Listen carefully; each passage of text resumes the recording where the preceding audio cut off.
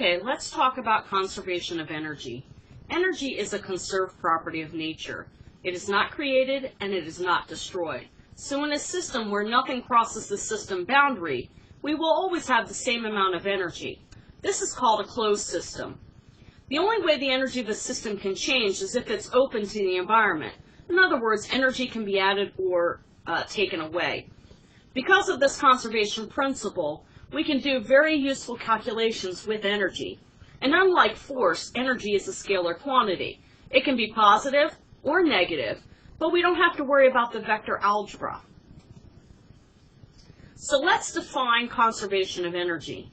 When we define the amount of energy that we start with as E naught, and the amount we end with as E final, if no energy is added or taken away from the system, we have the law of conservation of energy, which states that E naught equals E final. It turns out that there are only three ways to change the energy of a system. One is heat, which we won't deal with here, and the other is work. Can you think of what the third might be? As Einstein showed us, mass is equivalent to energy. In other words, E equals mc squared. This is evidenced in nuclear reactions, both controlled and in weapons, and at quantum level, where particles may pop in and out of existence, as long as they don't violate the Heisenberg uncertainty principle. But this is classical physics, so we're not going to worry about those cases now.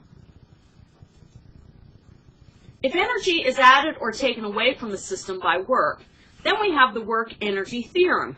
In other words, the initial energy we start with, plus the work done on or by the system, is equal to the final energy that we end with. If positive work is done on the system, then the energy of the system increases.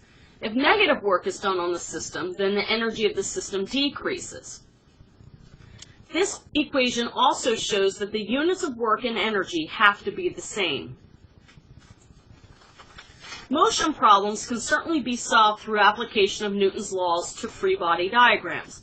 However, for non-constant forces, or objects moving in two dimensions, the calculations can be pretty complex.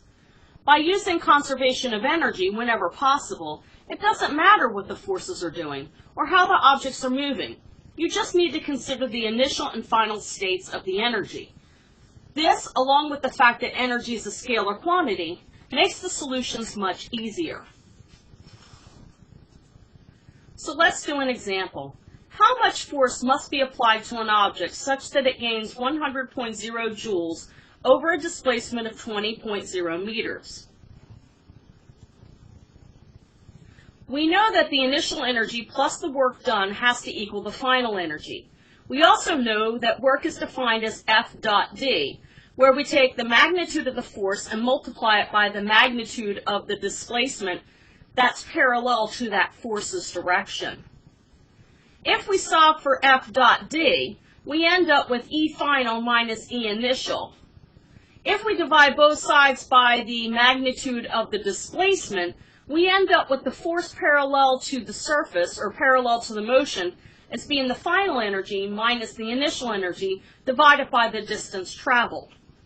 Substituting in our numbers, we end up with 5.00 newtons for the force that's parallel to the surface. Over what displacement must a 400.0 newton force be applied to an object such that it gains 1600 joules of energy? Pause the video now and solve the problem. Okay, let's go ahead and take a look at our answer. We start out with the initial energy we start with plus the work done on the system is equal to the final energy. Subbing for the force dotted with the displacement and then dividing both sides by the parallel force, substituting in our numbers, we end up with a distance traveled in the direction of the force is 4.0 meters. A vacuum cleaner is moved from the ground floor to the second floor of an apartment building. In which of the following cases is the most work done by the person moving the vacuum? Pause the video now and select your answer. Did you select D? D is the correct answer. The work is the same in all three cases because The final position and the initial positions are the same, and the force applied is the same. When using conservation of energy to solve a system problem, what needs to be considered? There's 2 correct answers here. Pause the video and select them. Did you choose A and B? Those are the correct answers. The initial energy of the system and the final energy of the system must be known in order for you to use conservation of energy. Work related to energy change. Remember that work is equal to F dot V.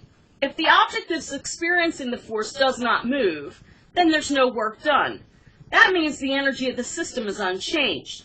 If the object does move in the direction opposite the direction of force, then the system energy is reduced. If the displacement and the force are in the same direction, that means that the energy of the system is increased.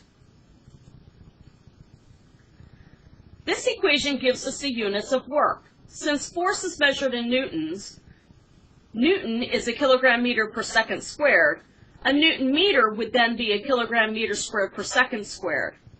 In honor of James Joule, who made critical contributions in developing the idea of energy, the unit of work and energy both have the units of joules. Which are valid units for work? Select 2. Did you choose A and D? Those are the correct answer. An athlete is holding a football. He then throws it to a teammate who catches it. Describe the work done on the football by both players, starting from when the football is at rest, before it is thrown, and after it is caught. Pause the video now to write down your answers. When the ball is at rest before it is thrown and after it is caught, there is no work done, as there is no displacement. Positive work is done as it is thrown, since the force is in the same direction as the displacement. Negative work is done by the receiver in catching the ball, as the force is opposing the displacement. They're in opposite directions. We're now going to talk about 2-dimensional forces and work in the next video.